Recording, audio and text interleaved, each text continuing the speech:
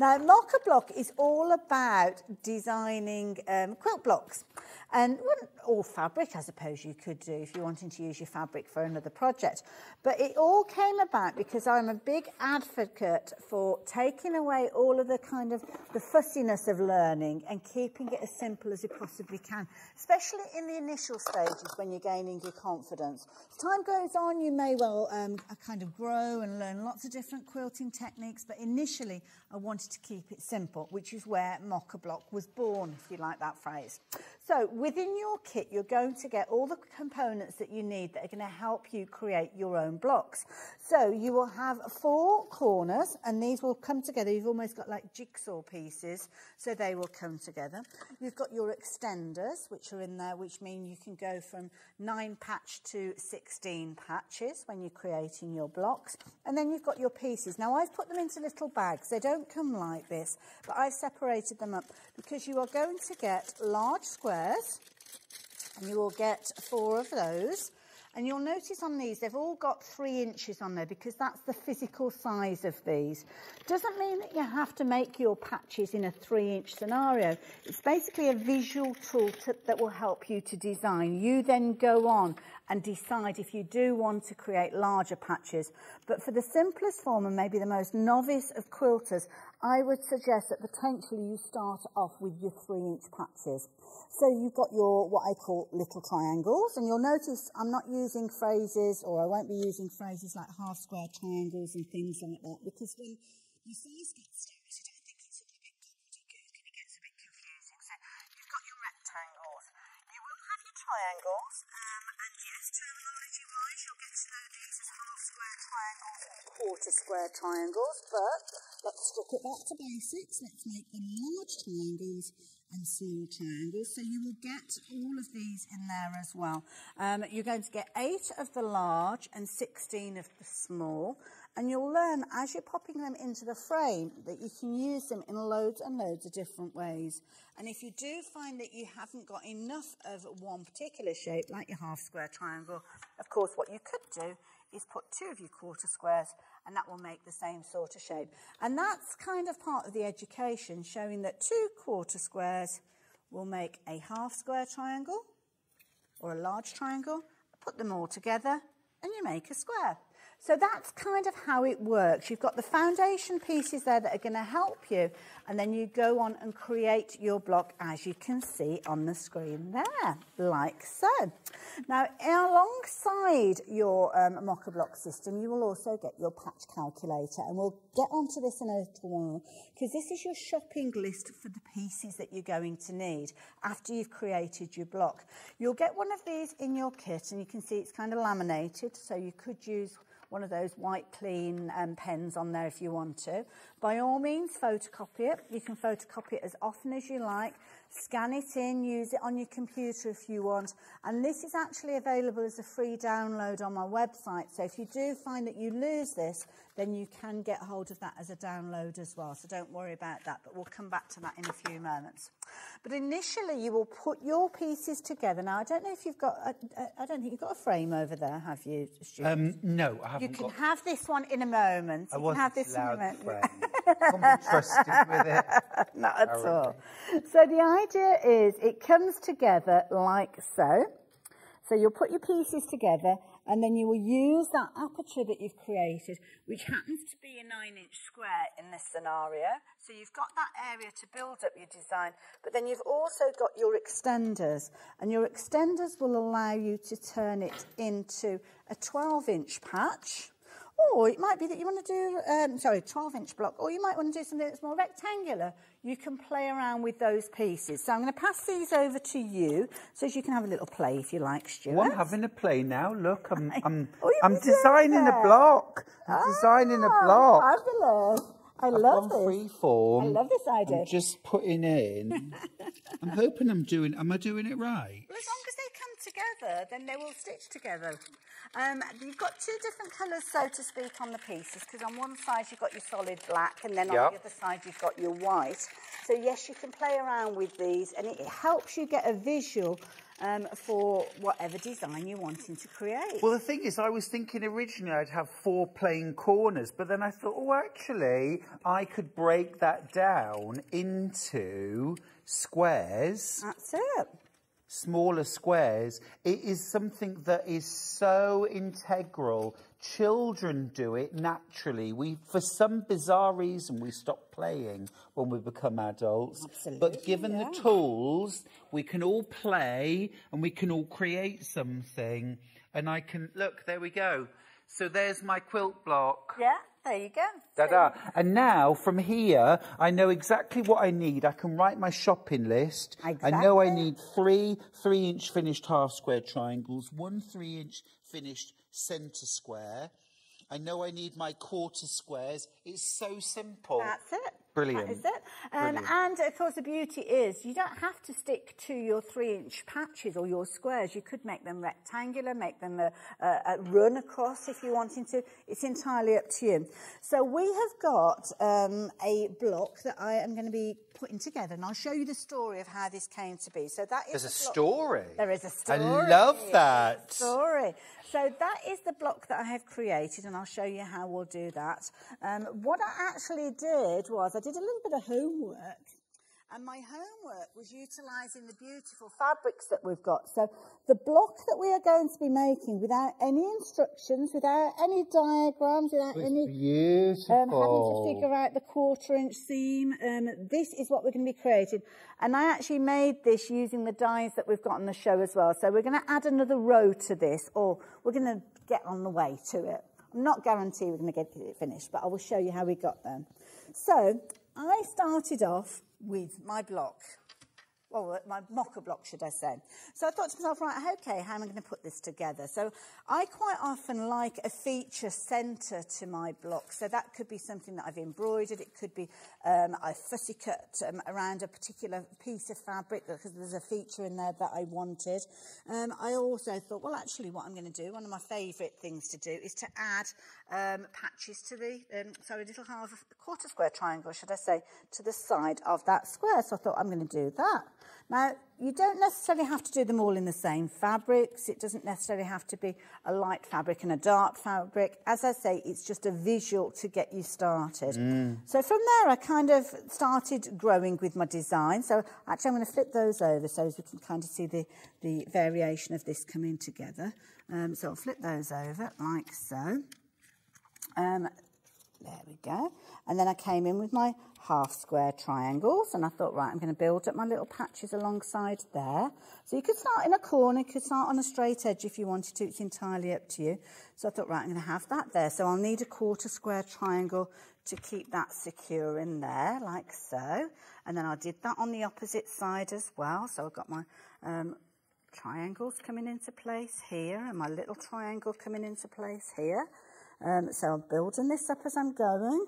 Again, another little quarter square triangle, another half square triangle. Now, I know I'm using the terminology. You don't need to know the terminology, though. It's just big triangles and little triangles initially when you're getting started. And then there we go. And it also explains to me that these pieces come together to make a little patch. And that's what we're working with. The squares, if you will, are the patches, and then obviously the whole thing becomes your block. That's why it's called patchwork. You've got your little squares, so I thought I'm going to put a couple of those in there.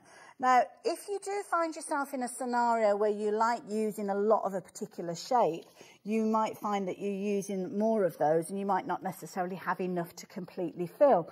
If you put a piece of white card like I've done behind your frame, then it kind of acts as additional little pieces. Well, I was just going to say, Hayley, I've just switched around the same units that I had a second ago. I wanted to kind of separate them out a little bit, and then I kind of squished it together. And obviously I haven't got the bits for around here at the moment, but I know that they're just more of these 1-inch strips here.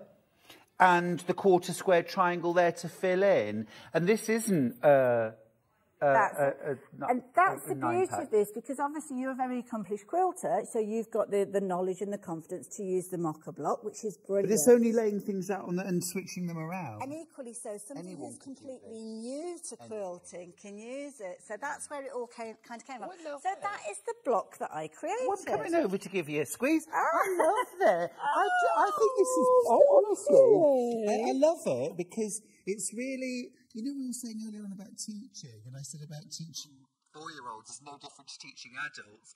This is what 4-year-olds would do so naturally. Yes, yeah.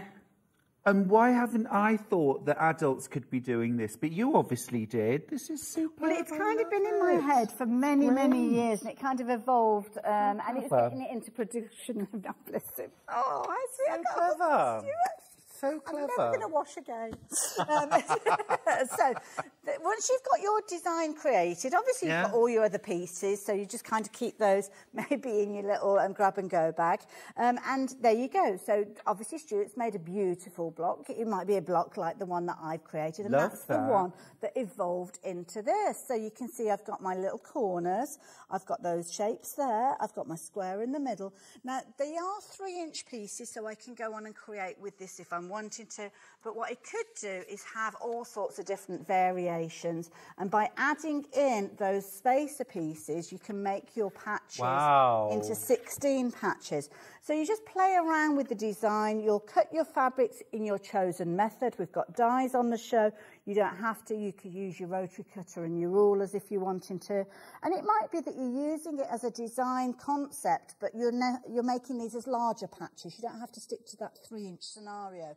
But these are all different variations of using all of the pieces that we've got, whether it's 9 patches that you're going for or whether you're using the 16 patches. The 16 patches do give you a huge amount of creativity because you've kind of got more areas that you can play around with. So you can really come up with some amazing designs. I've made quilts utilising that one. Again, these were just blocks that kind of just evolved. It might be a variation on a traditional block that you want to give it its own little kind of pizzazz, or it might be something completely fresh. And this house one that I created, I actually went on and used my embroidery machine to add some applique to it as well. Is that using the mocha block? So that's using the mocha block as the foundation, using the triangles for the green, the triangles for the main brickwork, and then using those there. And it's exactly the same as that particular one that's been done underneath. Now, I talked about using the different sizes with these, and the beauty is what you can do is make exactly the same block. So that particular one there is your 9-inch one, utilising exactly the same size as we saw in the mocha block. But then if you made them into smaller patches, then you could make a smaller version of it. You could make them into larger patches, which are 4-inch patches on this occasion.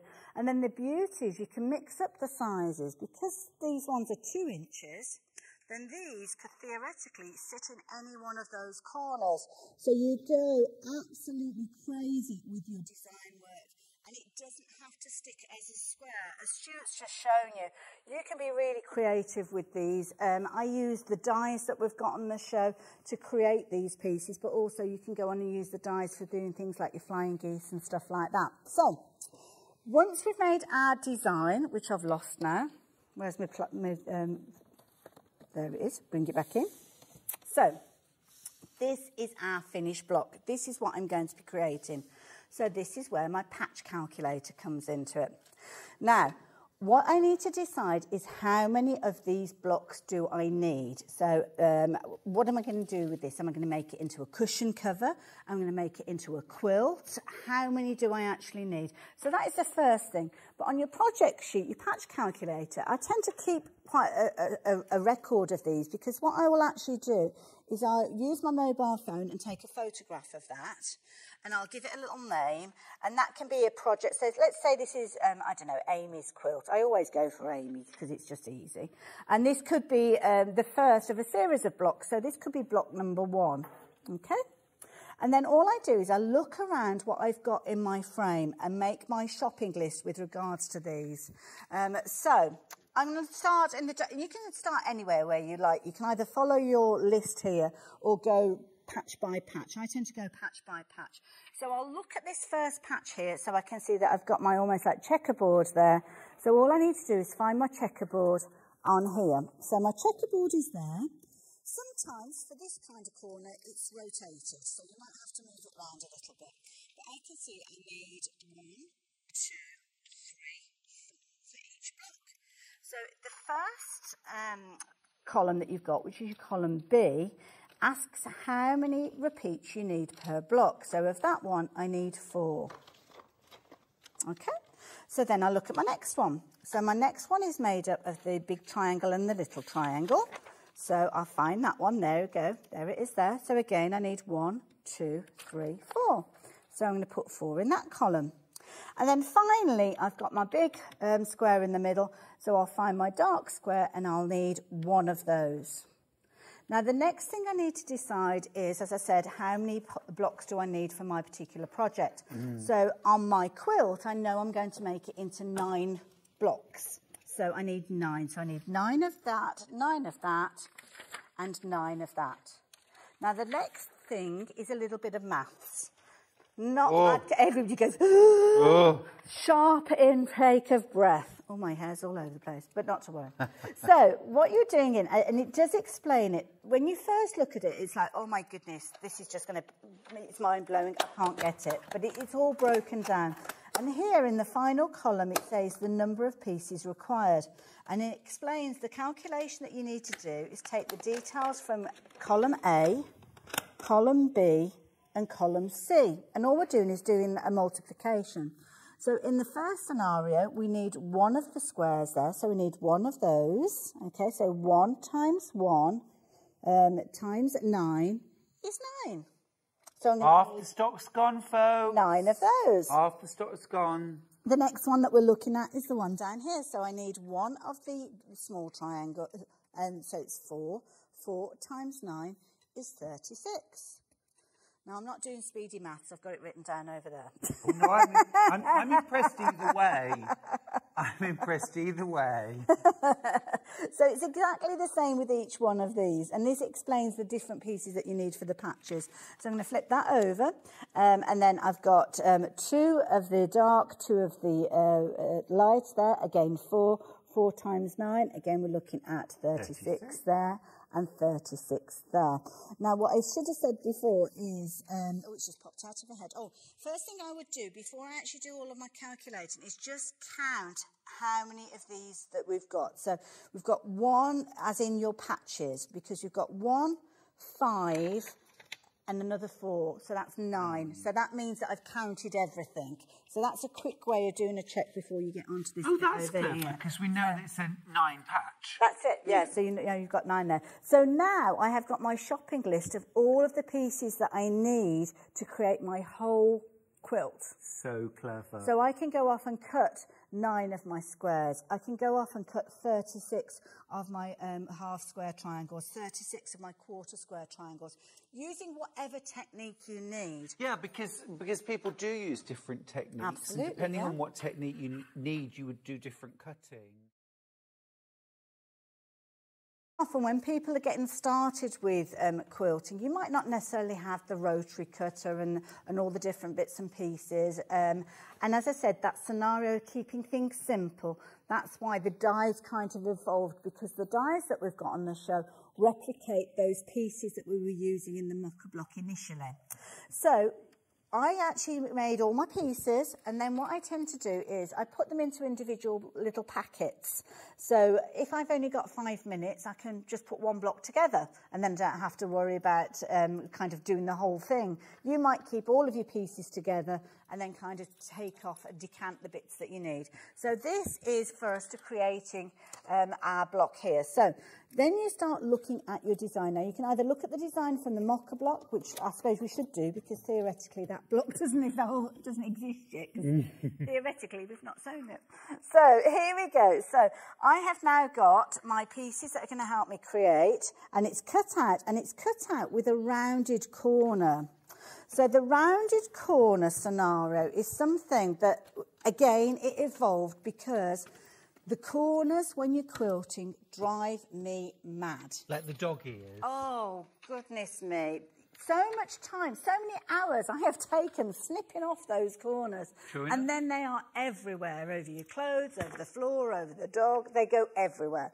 So these dies have been created so you don't have the dog ears to cut away. So they've all got this rounded corner. So for instance, here I have got the triangles, the large triangles. I've already got the quarter square triangles that have been stitched together. And the idea is that you've got that rounded little area there, and it means that everything nestles together. The dies accommodate for your quarter square triangle. No, quarter square triangle. Try again. The dies accommodate for your 1/4-inch seam allowance, should I say, so you don't have to worry about any maths, but they're not key to using the mocker block. You're just kind of using these as a variation of actually. Yeah, so this is one way of cutting out your patches. Absolutely. If you want to. I just wanted to address something that people might think to themselves. We were talking about the dies, and sometimes people think, oh gosh, but that's so wasteful. You use such a lot of fabric actually cutting out those pieces. So what I've actually got here, these are the pieces that were left over from using the fabrics that we've got on the show. So when you are cutting out your pieces, and you can see here I've cut out a couple of triangles using the die, you only need to cut yourself a strip. I think it was about a 4-inch strip that I cut, and use that to actually cut out my pieces. Which means if I've got scraps of fabric at home, it only needs to be 4 inches wide for me to actually turn it into a usable piece. And the thing is, if I've got scraps like this in my scrap stash, okay, it's a continual full width piece, so this would be useful as a strap or something like that. But if it was just literally that piece there, I'm thinking, well, what can I do with it? What I tend to do at home with the dies is I have a proper play session, and I make myself using all of my scraps, and it could be recycled fabric, it can be all sorts of different fabrics, and I make it up, cut out whatever size piece I can from that scrap. And then I've got a whole scenario of different fabrics that at any given time I can go in and make a scrappy quilt. And because of your system, you know that any piece will fit the others in your... That's clever. Absolutely. That's clever. So when you are using the dies, if you're clever with the way that you put your fabrics together and you cut them out, you can have them all in position ready to go as soon as you've die cut them. So on this scenario, I had my pattern fabric, and on top of that I laid my plain fabric, and then I put it through my die cutting machine. So when it came out the die cutting machine, I could just literally pick it up, take it to my sewing machine and start stitching it out. Use your 1/4 inch, whether you've got a 1/4 inch foot or a 1/4 inch mark on your machine. And if you're metric... Oh gosh. 6 mil, 7 mil? Yes, yeah, 6 mil. Yeah, 6 mil it would be, yeah. Wait, I think for a minute. I know we have to do both, don't we? Yes, that's the thing. No. So here we go. So these were the small squares that we were making. So I've just literally just stitched those together. So I would press those, I just finger press them to start with. Then I will finger press these. Again, personal choice, you can either press to the dark side. What sometimes people will actually do with these is actually press the seams open, because then you've actually got that kind of tapered off edge there, which when you put them together, you can see that you're going to stitch those perfectly. Now, you wouldn't tend to have dog ears when you're working with squares, but certainly when you're working with your triangles, you would have that little sticky out bit there, that when you actually come to put your triangles together, then they become a tricky piece. But what I have found, and I'm not going to say this happens every single time, my points have been more on point when I've used the dies. Nicely done. Because what I tend to find is you've got that kind of curve, and it gives you almost like a reference point for a larger area. So by lining those up, and I've got there the 1/2 square triangle and the 1/4 square triangle, I can see everything is lined up. And as long as you do your 1/4 inch seam, or maybe a little bit slightly over, almost like a scant, then you are going to find that you will be well within that 1/4 inch. That means that when you stitch that, you will open up your pieces and they come together beautifully like so. Now, I'm keeping an eye on the time. I'm just going to scoot on. I'm not going to stitch those together because, as I say, I've just briefly mentioned that. So the block that we created, when I started putting them together, and this is where I started thinking, right, how am I going to put my quilt together now I've got my blocks? I made up a couple of these and I put them together and I thought, yeah, that's okay. But it just, I don't know, it just didn't do what I wanted it to do. So that's when I decided, well, actually, I'd like a bit of sashing in there, but why go just for your plain, ordinary sashing? So I got my dies out and I started playing around, and I thought... suppose as well, Hayley, this is where you could get, you've made your blocks, you could get your mocha block pieces, put them up against your blocks and start designing outside the frame. There you go. You could kind of put those in between and get an idea of how they're going to come. So that's the kind of thing. You could literally decide how you're going to put these together and how to make that separation. So that evolved, and then it all came together in those kind of runs that I spoke of, like so. So that's got a bit of homework that needs doing. So That's we need clever. to finish that off.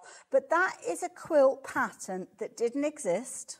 It started with a little bit of playing, then a shopping list, and then it came together.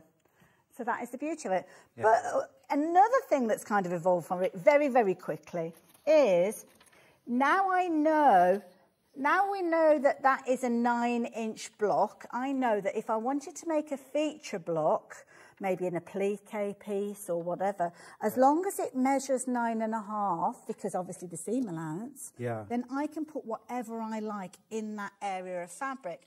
So I know later on we've got the embroidery show coming up, but hello, lovely. Start adding in finished panels, or plique panels or blocks, or maybe you've bought a panel from Sewing Street that's got a lovely character on it. In the wonderful advent calendar, there's a little robin. You could have your robin sitting in the centre of your block and then evolve and design around it. May I just borrow your frame for a second? Of course you can, sweetheart. There you go. Just take it away. Just give me that here, you. I tell you why, I was just thinking, obviously this is a 9-inch block, but with very, very simple bit of maths, let's take our 1.5-inch square and make it a 2.5-inch. Absolutely, yeah. Let's make a 3-inch, a 6-inch. So let's just double all the numbers, but keep the 1/2-inch the same. Actually, no, just double everything. So that would be 3, that would be 6. Now I've got an 18-inch block. That's it, Same design, but up. 18 Absolutely. inches. So just double everything. Yeah. It's just very, very clever, a very usable tool, something different. And I'm amazed, actually, that I haven't seen this idea before because it's so clever and it really kind of fills a gap. Rather wonderful. Rather wonderful. Such a compliment.